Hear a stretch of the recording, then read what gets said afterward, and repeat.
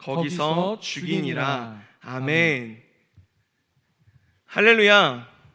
금요일 저녁 말씀과 기도의 자리 가운데 나오신 모든 성도님들을 주님의 이름으로 환영하고 축복합니다.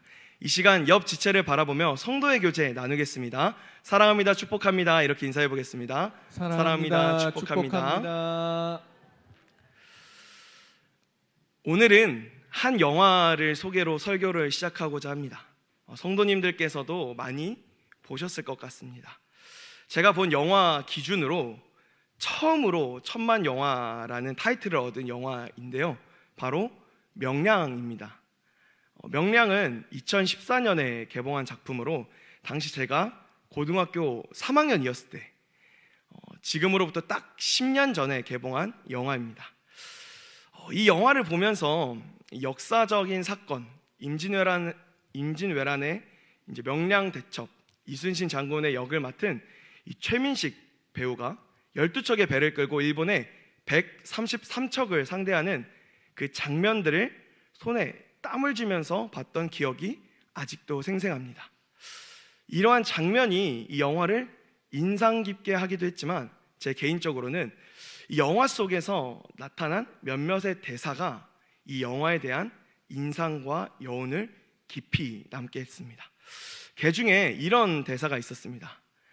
한 사람이 길목을 잘 지키면 1000명의 적도 떨게 할 수 있다.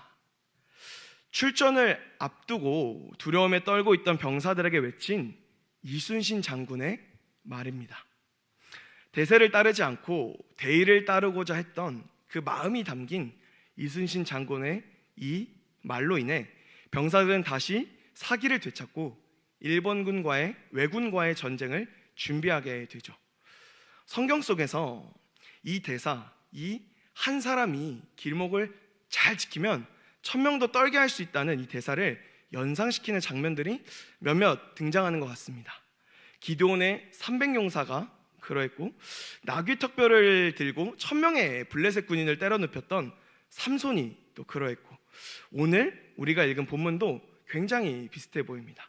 다만 차이가 있다면, 명량 속의 명대사 속 한 사람은 혼자인 자신의 힘과 능력으로 이겨야 하지만, 성경의 이야기는 일대 다수로 보이지만 절대 혼자가 아니었고, 자신의 힘과 능력이 아닌 공급받는 힘과 능력으로 이겨낸다라는 점입니다.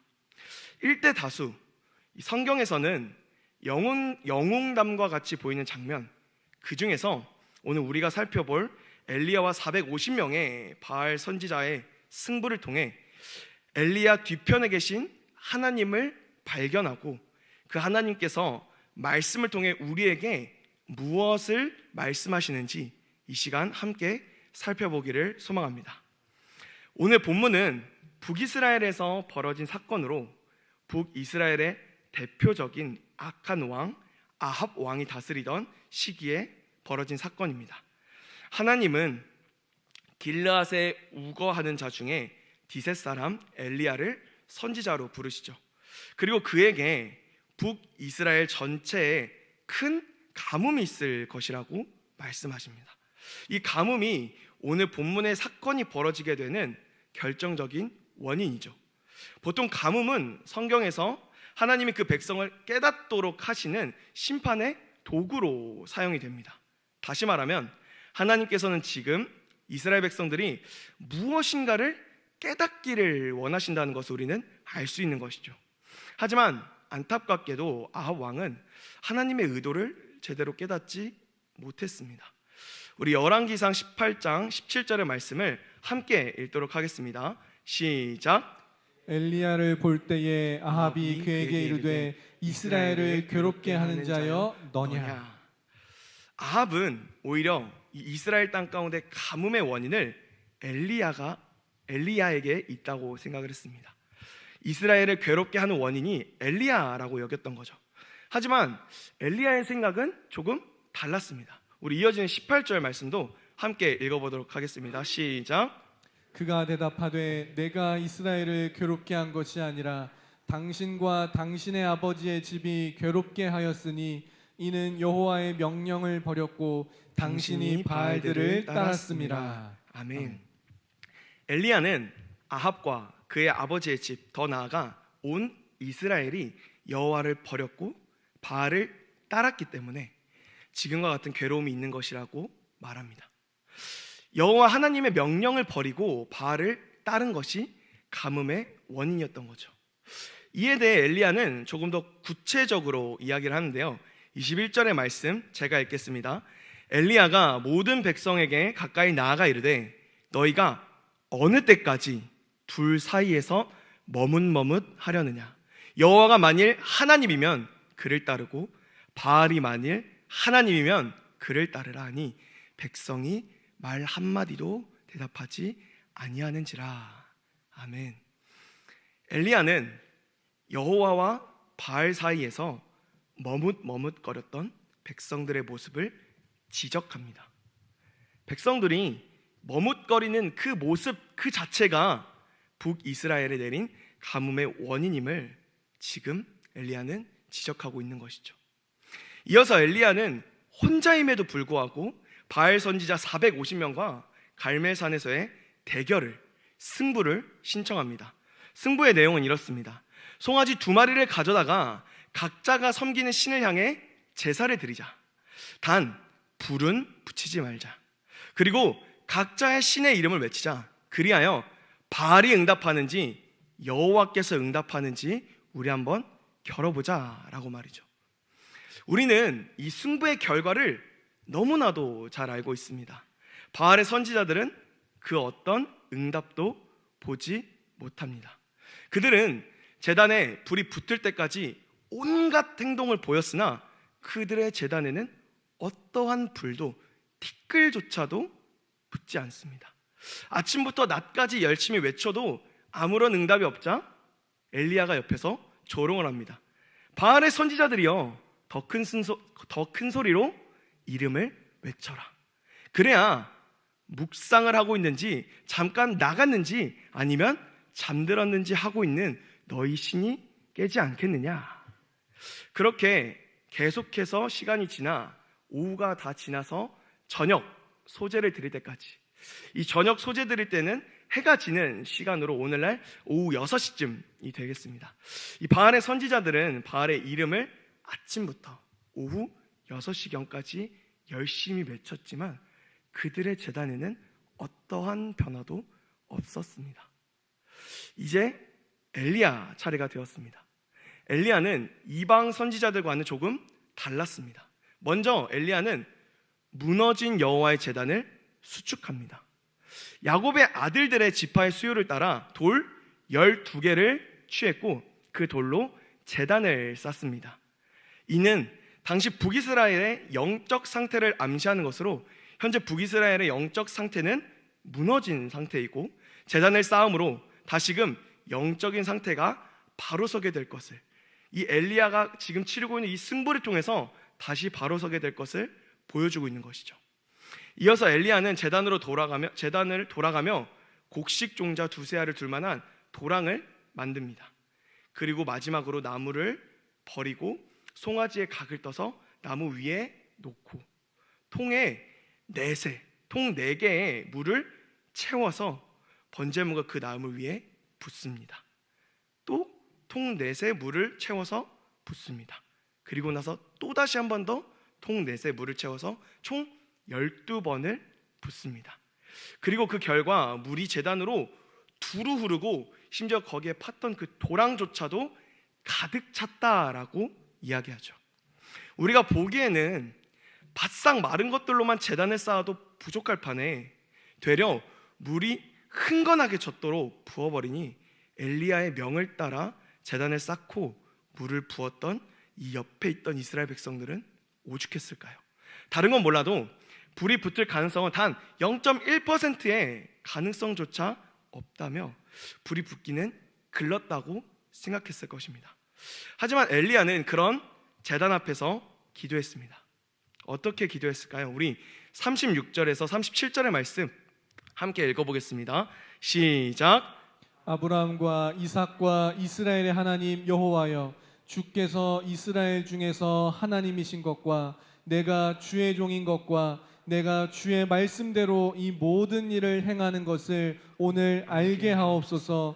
여호와여 내게 응답하옵소서. 내게 응답하옵소서. 이 백성에게 주 여호와는 하나님이신 것과 주는 그들의 마음을 되돌이키심을 알게 하옵소서. 아멘.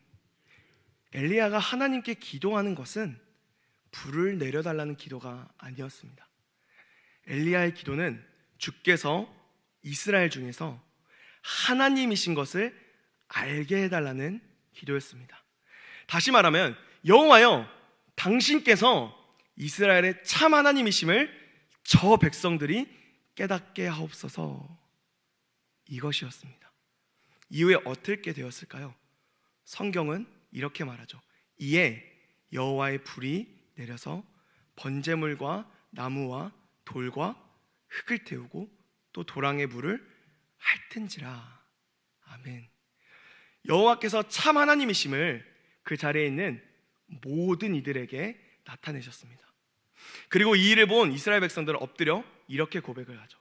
여호와 그는 하나님이시로다. 여호와 그는 하나님이시로다. 이들의 고백은 어쩌면 당연한 고백이었습니다. 생각을 해보면 이들은 도랑에 물을 부었던 백성들입니다. 자신의 손으로 물을 부은 겁니다. 가능성이 없는 상황이라는 것을 누구보다 잘 알았을 것입니다. 그런데 이들은 무엇을 목격했습니까? 자신들의 손으로 만들었던 그 가능성 없음에서 말도 안 되는 기적을, 말도 안 되는 역사를 보게 된 것이죠. 마치 가나의 혼인잔치에서 예수님의 말씀대로 행했던 물도온 하인들과 같이 말입니다. 엘리야의 기도의 내용 그대로 주 여호와는 하나님이신 것과 주는 그들의 마음을 돌이키심을 알게 하옵소서라는 그 기도의 내용이 그대로 이루어지게 된 것이죠. 그리고 이 놀라운 일을 경험한 이스라엘 백성에게 엘리야는 한 가지를 명합니다. 바알의 선지자를 잡되 그들이 하나도 도망하지 못하게 하라. 백성들은 그 즉시 이 명령에 순종하여 바알의 선지자들을 다 잡았고 기손시내라는 골짜기에서 전부 죽였습니다. 이스라엘 백성들의 신앙을 방해했던 불순물들을, 찌꺼기들을 제거한 것이죠. 오늘의 이 말씀, 바알 선지자 450명과 엘리야 한 명의 승부를 통해 하나님은 과연 우리에게 무엇을 말씀하고 계실까요? 우리는 이 사건을 통해서 발견할 수 있는 하나님의 뜻은 무엇일까요? 그것은 먼저 첫 번째로 너희가 어느 때까지 둘 사이에서 머뭇머뭇 하려느냐입니다. 본문 21절 상반절의 말씀을 제가 읽겠습니다. 엘리야가 모든 백성에 가까이 나아가 이르되 너희가 어느 때까지 둘 사이에서 머뭇머뭇 하려느냐. 엘리야는 이스라엘 백성들을 향해 이렇게 말했습니다. 이스라엘 백성들아, 너희가 어느 때까지, 대체 어느 때까지 여호와와 바알 사이에서 머뭇거릴 것이냐. 너희가 대체 어느 때까지 여호와와 바알 사이에서 망설일 것이냐. 엘리야가 이렇게 말함은 당시 바알이라는 이 신은 풍요의 신이기도 했지만 폭풍우의 신, 비와 구름을 관장하는 신으로 알려져 있었습니다. 그래서 이 바알을 잘 섬기면 바알이 비를 내려서 농사가 잘 되게 해줄 것이라는 그런 거짓된 믿음이 만연했던 것이죠. 그리고 이러한 거짓된 믿음, 우상 숭배의 모습이 북이스라엘 백성들에게도 존재했던 것입니다. 하나님은 이 북이스라엘의 아합이 다스리기 오래전부터 이스라엘 백성들이 가나안 땅에 들어오기 전부터 모세를 통해 이러한 우상 숭배를 경고하며 진멸하라고 명령하셨었습니다. 하지만 이스라엘 전체는 그 거짓된 믿음에 넘어간 것입니다. 그리고 그 결과가 어느 한쪽을 선택하지 못한 채 두 대상 사이에서 머뭇거리고 있게 만든 것이죠. 이들의 정확한 마음이 어떠했는지는 성경에서는 머뭇거리고 있다고만 말하고 있기에 잘 모르겠습니다. 이들이 여호와와 바알을 두고 어떤 선택을 고민하고 있었던 것인지, 아니면 둘 다 믿는다고 이야기하면서 자신의 이익을 위해 여러 보험을 쳐둔 것인지 정확히 알 수는 없습니다. 하지만 분명한 것은 이러한 머뭇거리고 있는 태도가 이스라엘의 가뭄을 가져왔고 오늘 말씀 속에 발단이 되었다라는 것이죠. 하지만 이러한 태도는 하나님께서 엘리야를 보내심으로 단번에 무너뜨리십니다. 이스라엘이 마음을 내어놓았던 이 바알의 실상은 실제로는 아무것도 할 수 없는 무능력하고 헛된 것이었음을 증명하고 계시는 것이죠. 그리고 동시에 여호와 하나님 자신만이 참 하나님, 참 신이심을 증명하셨습니다. 우리가 이 지점에서, 이 장면에서 한 가지 생각해 보았으면 하는 것이 있습니다. 우리 역시 혹시라도 이스라엘처럼 머뭇거리고 있는 모습은 없는가? 더 나아가 하나님과 이 바알, 아니면 또 다른 무엇인가를 놓고 두 가지 마음을 품고 있지는 않는가라고 말이죠. 오늘날은 구약시대처럼 이스라엘 백성들과 같이 어떤 바알이라는 그런 특정한 우상을 섬기는 일로 우리가 머뭇거리는 일은 없을 것입니다. 하지만 이 바알과 같이 하나님이 아닌 다른 무엇으로 우리의 마음이 머뭇거리는 일은 너무나도 많다고 생각합니다.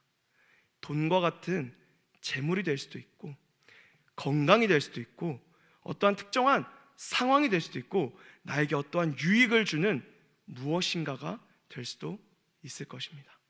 하지만 중요한 것은 신자는 결코 두 주인을, 두 마음을 섬길 수도 없고 품을 수도 없다라는 것입니다. 마태복음에서는 이렇게 말합니다. 마태복음 6장 24절의 말씀을 함께 읽겠습니다. 시작. 한 사람이 두 주인을 섬기지 못할 것이니 혹 이를 미워하고 저를 사랑하거나 혹 이를 중히 여기고 저를 경히 여김이라. 너희가 하나님과 재물을 겸하여 섬기지 못하느니라. 아멘. 혹여 하나님과 다른 무엇 사이에서 머뭇거리고 있는 우리의 모습이 보이신다면, 하나님과 함께 다른 무언가에 대한 마음, 이 두 가지 마음을 품고 계신다면 단호하게 하나님 한 분을 결정하셔야 합니다. 물론 쉽지는 않을 것입니다. 때로는 하나님을 선택하는 것이 세상에서는 낙오된 것과 같이 보이기도 할 것입니다. 마치 세상에 적응을 못하는 사람처럼, 세상의 분위기 파악을 못하는 사람처럼 보이기도 할 것입니다. 그래서 내가 이렇게까지 힘들게, 내가 이렇게까지 속상한 대우, 속상한 상황에 처하면서까지 사는 것이 맞을까 싶은, 그래서 머뭇거리고 싶은, 잠시 나의 마음을 다른 곳에 두고 싶은 그런 마음이 들 때가 있을 것입니다. 흔히들 말하는 대세를 따르며 남들과 같이 보통의 사람처럼 편안하게 살면 안 될까 하는 마음이 들 수 있다라는 것이죠. 하지만 사랑하는 성도 여러분, 우리가 기억할 것은 우리는 상황과 분위기, 환경을 따르는 자들이 아닙니다. 우리는 세상이 흘러가는 대로 따라서 살아가는 자들이 아니라는 것이죠. 우리는 세상을 거스르는 자들이고, 우리는 뜻을 분명히 하여 걸어가는 자들입니다. 우리는 대세가 아니라 대의, 하나님의 뜻을 따라 가는 자들이라는 것이죠. 그리고 우리가 힘든 현실 앞에 자꾸 잊게 되는 것이 있는데, 이미 예수님께서는 십자가에서 돌아가시고 부활하신 그 순간부터 대세를 예수님께서 주셨습니다. 세상을 이기신 예수님께 이미 대세가 있다라는 것이죠. 잠시 잠깐 살다 보면 현실로 인해서, 고난으로 인해서 진정한 대세가 어디 있는지를 잊어버릴 수 있을 것 같습니다. 하지만 우리가 기억할 것은 오늘의 말씀을 기억하며 진정한 대세는 예수 그리스도께, 오직 참 신이신 여호와 하나님께 있다라는 것을 우리가 기억하기를 소망합니다. 그리하여서 혹여 하나님과 다른 무엇 사이에서 머뭇거리고 있다면, 두 가지 마음을 동시에 품고 있다면 오늘의 말씀을 기억하면서 반드시 한쪽 주 여호와 하나님을 선택하는 우리가 되기를 소망합니다. 우리의 입술의 고백이 여호와 그는 하나님이시도다라고 고백하길 소망하고, 이스라엘 백성들이 보였던 바알 선지자들을 잡아 죽이는 그 결단의 모습이 우리에게도 나타나기를 간절히 소망합니다. 오늘 우리 말씀을 통해 우리에게 말씀하신 하나님의 뜻, 그 두 번째는 바로 우리가 여호와가 참 하나님이심을 깨닫게 하는 엘리야의 제단이다라는 것입니다. 오늘 말씀을 준비하면서 이런 생각이 들었습니다. 하나님께서 이 사건, 엘리야와 바알 선지자 450명의 승부를 통해서 자신이 유일한 여호와 참 하나님이심을 나타내셨는데, 그렇다면 오늘날에는 하나님께서 어떻게 자신이 유일하신 여호와 참 하나님이심을 나타내실까라는 이러한 생각이 들었습니다. 사랑하는 성도 여러분, 오늘날에는 성경 속에 수많은 기록들 속에 등장하는 이적이나 어떤 기적, 역사적인 사건들이 나타나지 않습니다. 그래서 때로는 우리가 신앙생활을 하다 보면 하나님이 모든 사람에게 보여줄 수 있는 기적과 이적을 나타내심을 통해서 하나님 자신이 살아계신다라는 것을 나타내시면, 드러내시면 참 좋을 텐데 라는 그런 답답함과 아쉬움, 안타까움을 느끼기도 하는 것 같습니다. 그런데 여러분, 하나님은 오늘날 정말 자신을 나타내지 않으실까요? 하나님이 하나님 되심을 드러내지 않으실까요? 세상의 모든 세대가 하나님의 하나님 되심을 깨달을 수는 없는 것일까요? 아니죠. 있습니다. 갈보리 언덕 위에 높이 들린 예수 그리스도의 십자가, 예수 그리스도께서 짊어지시고 매달리신 그 십자가, 당시 사회에서 저주와 수치의 대표적인 상징물이었던 십자가, 그리고 하나님이 자기 백성을 구원하기 위해 사용하신 그 십자가, 이 십자가가 오늘날 하나님이 하나님 되시고 유일하신 하나님 되심을 나타내시는 우리의 편에서 확인할 수 있는 유일한 증거입니다. 오늘 하나님께서 자신을 나타내지 못하셔서 어떠한 부족함이 있으셔서 엘리야의 제단과 같은 기적과 이적이 없는 것이 아닙니다. 더 이상, 그리고 그 이상으로는 나타내실 필요가 없기 때문이죠. 하나님이 하나님 되심을 나타내는데 예수 그리스도의 십자가보다 더 위대하고 더 놀라운 이적과 기적은 없기 때문인 것입니다. 그리고 하나님은 오늘 하나님이 하나님 되심을 세상의 모든 이가 알게 하고자 특별한 그룹을 사용하시는데, 그 그룹이 바로 십자가의 은혜로 구원을 받은 교회와 성도 우리입니다. 원래라면 온통 죄로 물들어 허물과 죄로 죽었던 우리였습니다. 마치 엘리야의 제단과 같이 물이 흥건해서 불이 붙을 일말의 가능성이 없던 비참하고 안타까운 삶을 살아갔을 존재가 바로 우리였습니다. 그런데 오직 십자가의 은혜로 말미암아 우리의 삶이 송두리째 뒤바뀐 것입니다. 오직 십자가의 은혜로 하나님을 기쁘시게 할 수 없었던 존재가 하나님을 기쁘시게 생활할 수 있도록 몸부림치게 되었습니다.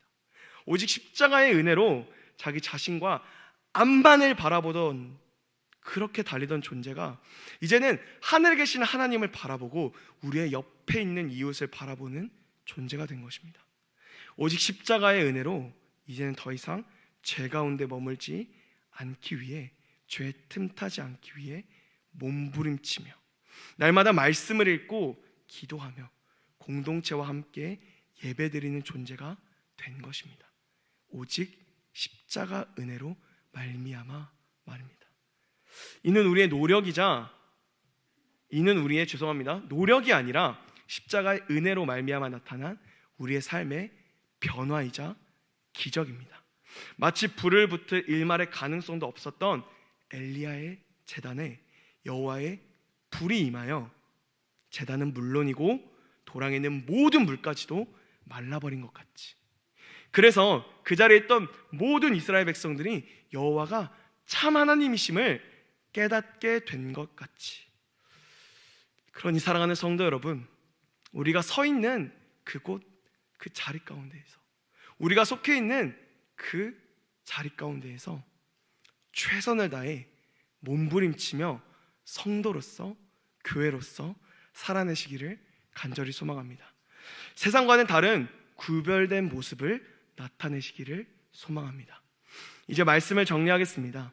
오늘 우리는 엘리야와 바알 선지자 450명과의 승부를 통해 이스라엘 백성들이 여호와께서 참 하나님 되심을 깨닫게 하는 사건을 보았습니다. 그리고 이를 통해 우리는 말씀 안에서 보이시는 하나님의 뜻 두 가지를 발견했습니다. 하나는 우리 안에 하나님과 다른 무엇을 두고 머뭇거리고 있는 것이 없는가 였습니다. 행여 우리 안에 하나님과 다른 무엇인가를 두고 머뭇거리고 있거나 두 가지의 마음을 품고 있다면 이 시간 오직 하나님 한 분만을 택하는 우리가 되기를 간절히 소망합니다.